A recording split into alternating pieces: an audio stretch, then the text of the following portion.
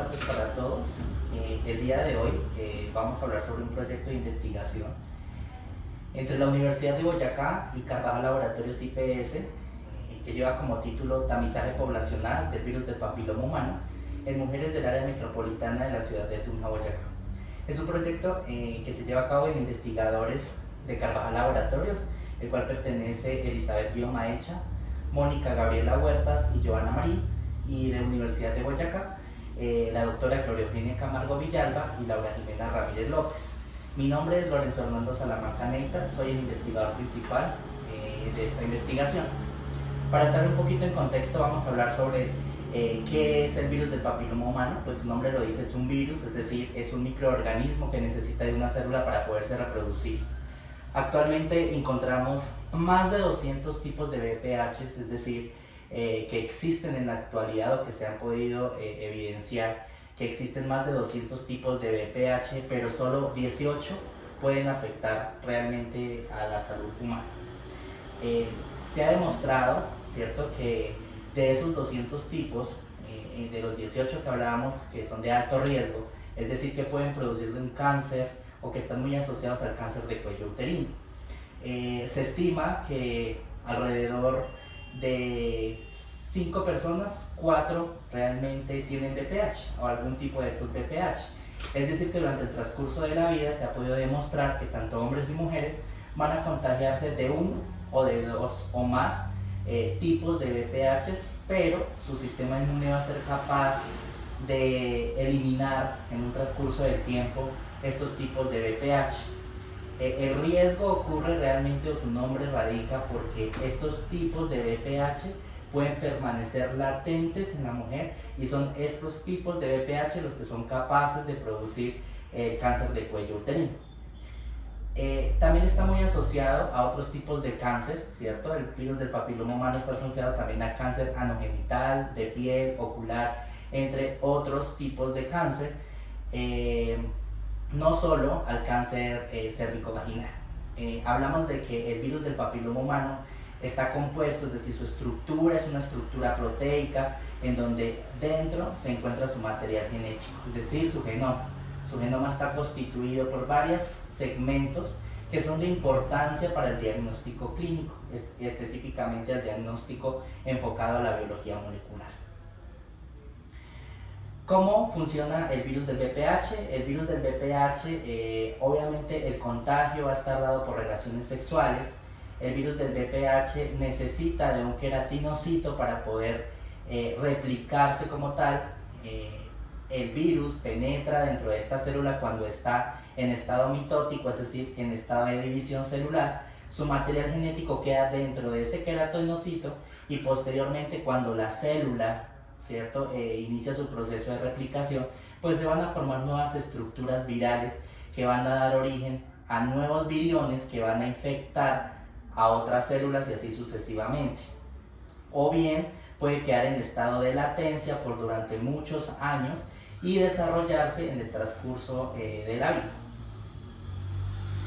Entonces, dentro del genoma del virus, ¿cierto?, encontramos estos genes específicos para el virus del VPH que cumplen unas funciones específicas de regulación, de replicación, pero acá quiero que entremos un poquito en contexto de estas dos proteínas, la E6 y la E7, que son las encargadas, ¿cierto?, de la formación de esos nuevos virus, pero que son los encargados de hacer carcinogénesis, es decir, de producir cáncer en los diferentes tipos de tejidos que hemos podido evidenciar.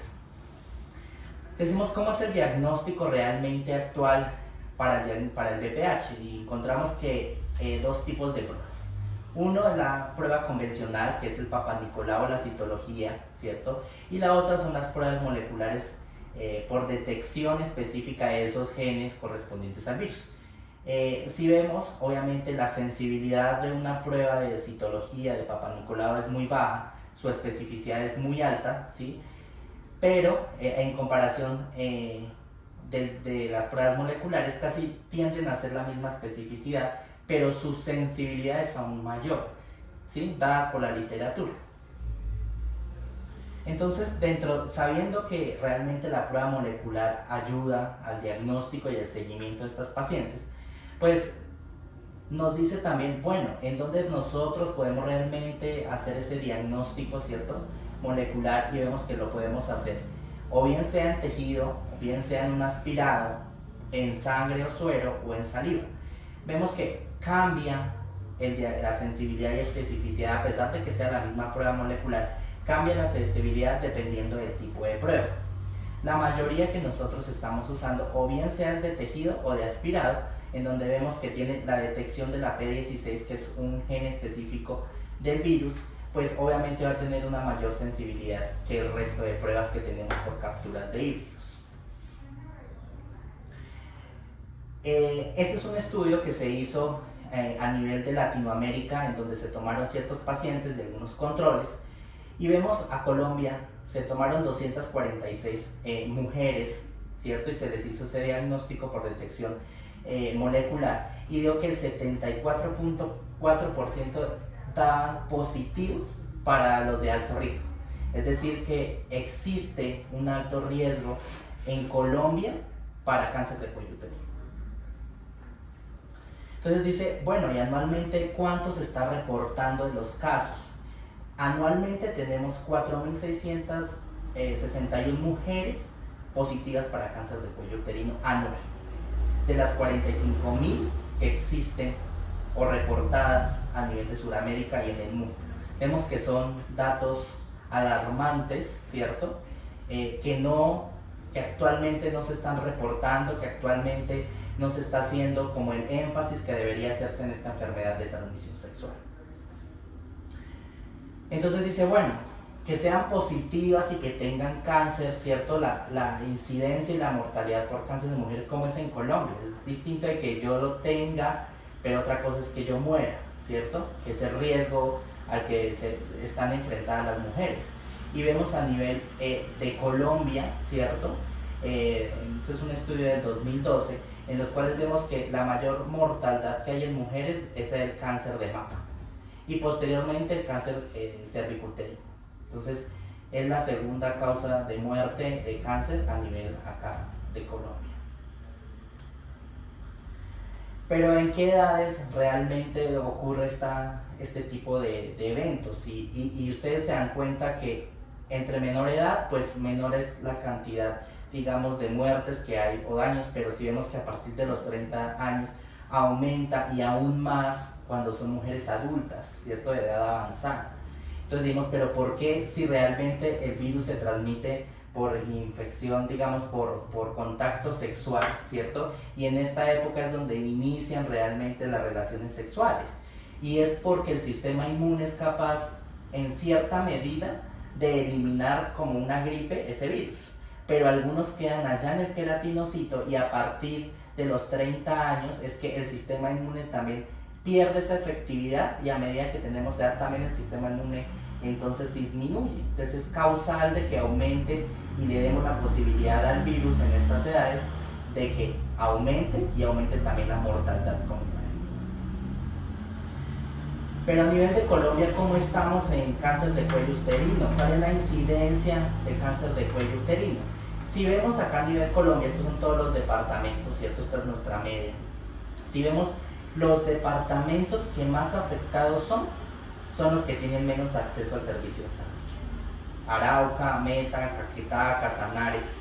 Y de por sí son zonas muy, muy distantes, ¿cierto? Que es muy difícil llegar a ir a tomarles un BPH, una citología a estas pacientes por el difícil acceso, porque no se cuenta con la infraestructura adecuada, porque a las mujeres, digamos, no conocen tanto de este tema del BPH y la importancia de hacerse el diagnóstico. Entonces, hay países en los cuales obviamente los índices son menores. ¿Pero por qué? Gracias al esquema de vacunación que tenemos también. Colombia hace muy poco implementó dentro de su esquema la vacunación contra el VPH, y está dado para niñas realmente de entre los 9 y los 18 años antes de que inicien su vida sexual, ¿cierto? Pues para poderlas proteger y realmente que sea efectivo. Pero a nivel de Colombia hay una gran población que aún no ha sido vacunada o no fue vacunada en estas edades. pues ya tienen BPH y el riesgo de mortalidad es aún mayor.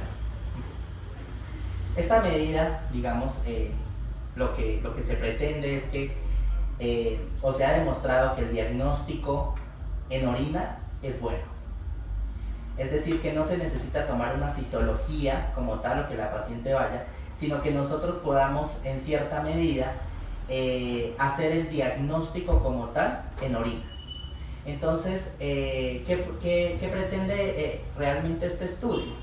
Y es que poder hacer dentro del algoritmo acá en Colombia, ¿cierto? Sabemos que si una mujer que se toma entre los 30 y 65 años, que es la edad promedio riesgo que tiene de cáncer de cuello uterino, que si se toma una prueba negativa, pues se debe hacer seguimiento cada 5 años porque el virus es de latencia, digamos, demora un tiempo en las manifestaciones clínicas.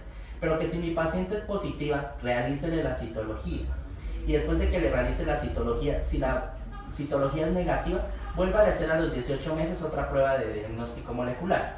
Y si es positiva, hágale una colposcopia para ver cómo está esa paciente y si de pronto ya tiene algunas células cancerígenas, ¿cierto? Pero que si la prueba algún día me dio VPH positiva, hay que hacerle prueba a los 18 meses. Y a los 18 meses, si la prueba me llega a dar negativa, yo tengo que hacer una tamización otra vez a los 5 años.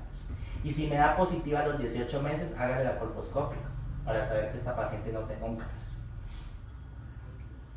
Entonces, ¿qué pasa con el VPH? Más allá de todo lo que se conoce y las estrategias que más que todos los profesionales de la salud somos los que sabemos la importancia de este virus, ¿cierto? La comunidad no lo sabe y es por unas causas más a nivel comunitario. Todos piensan que el VPH sí es una infección, es de transmisión sexual, es un factor de riesgo para el cáncer y es muy común por lo que vimos los índices que tenemos. Pero ¿qué pasa? Que usted dice ante la sociedad si es una infección, se asocia con que usted tiene un contagio con algo y que es una persona impura y que va a llevar al aislamiento y al juzgamiento social, ¿cierto? Y que si es una enfermedad de transmisión sexual, le dice usted tiene una infección de transmisión sexual y es una persona que es venérea, que se asocia con promiscuidad. Y que más de eso, que usted, si se hace el diagnóstico y tiene un factor de riesgo, es decir, que dé positivo, la mayoría piensan que en muerte, y que me voy a morir si tengo VPH. Y eso es una incertidumbre que genera en los controles de servicios de salud que la gente no vaya. Por eso a veces las mujeres no van, por este miedo, por de que sean de pronto juzgadas, ¿cierto? Y más allá de que algo que es muy común y que a veces se convierte en normal el hacer el tamizaje, es que a las mujeres no les gusta que les tomen la citología, porque les parece tedioso, les parece incómodo, digamos, no se sienten como tal a gusto con la toma para la detección del VPH, a pesar de que sepan lo importante que es el VPH. Entonces, ¿qué es el objetivo que nosotros queremos en este proyecto de investigación? Y es determinar ese genotipo del virus del papiloma humano a partir de muestras cervicovaginales y orina en mujeres del área metropolitana de la ciudad de Tunja. Dentro de estos objetivos específicos que queremos hacer y es estandarizar el protocolo para la prueba de diagnóstico y genotipificación del VPH en muestras cervicovaginales y en muestras de orinas utilizando el kit Inoliva. Y identificar esos genotipos que estén circulantes de VPH acá en la población, en Tunja específicamente, para saber las mujeres acá en la ciudad de Tunja, qué tipo de VPH es el que está circulando acá específicamente en nuestra región. Y establecer la asociación entre la presencia del VPH en las muestras cervicovaginales y de orina. Es decir, que nosotros dentro de este estudio, pues, ¿qué debemos hacer? Primero, hay que convocar a la población y hacer una socialización a todo el personal para darle el contexto de la importancia del diagnóstico de VPH, ¿cierto? Los alcances y beneficios que va a tener esta investigación para que realmente podamos hacer la realización de los procedimientos. Posteriormente a eso se va a tener un total de mujeres de 161 mujeres que estén entre los 20 y los 65 años en la ciudad de Tunja, pero como criterio de exclusión es que nunca hayan sido diagnosticadas con VPH, porque por lo que tenemos que identificar es el tipo de VPH. Mujeres que ya hayan sido diagnosticadas con cáncer de cuello uterino, pues no nos sirven dentro del estudio. Personas que no tengan la capacidad de responder de pronto el instrumento de recolección de datos, que es importante, y mujeres que no cumplan con la preparación adecuada para la toma de muestras, es decir, pero serán solo excluidas temporalmente. De pronto que se hayan tomado una citología en menos de 3 meses, que hayan tenido o hayan utilizado óvulos o duchas vaginales. Durante el proceso de consentimiento informado y recolección de datos, pues los pacientes serán canalizados por Carvajal Laboratorios acá en la ciudad de Tunja y se realizará un proceso de sensibilización y se invitará a participar en este estudio a aquellas mujeres que cumplan con los criterios de inclusión que ya hemos mencionado. Dentro de eso, ¿qué se hará? Se tomará, ¿cierto?, con un citocepillo, la muestra convencional, ¿cierto?, y será enviada en medio de transporte viral para la identificación de los diferentes tipos de VPHs. Y posteriormente, a la misma paciente se le hará la recolección de orina con este instrumento que se llama Colli-Pee, en lo cual pues, nos va a permitir obtener una muy buena cantidad de células a partir de la primera orina para hacer la detección también de VPH y trasladarla al laboratorio. ¿Qué haremos en el laboratorio? Pues se hará la extracción del ácido nucleico, del material genético que vimos. ¿Para qué? Pues para poder hacer el análisis, para poder identificar qué tipo de VPH es el que está circulando, el que tiene la paciente.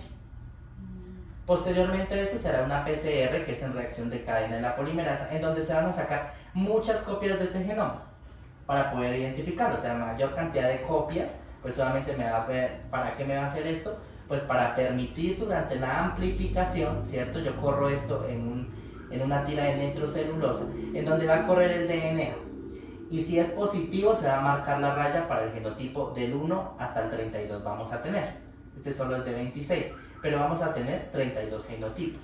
En lo cual, pues me va a decir si la paciente tiene los de alto o bajo grado de riesgo de cáncer de cuello uterino. Y así vamos a saber qué genotipos están circulando aquí en la región y qué genotipo específico tiene cada paciente. Esto se hará tanto en orina como en la toma de cervicovaginal, comparando los dos métodos de ensayo. ¿Para qué? Pues para realmente saber si nuestro gol estándar que tenemos, que es la citología, versus la orina, si tienen la misma sensibilidad y especificidad.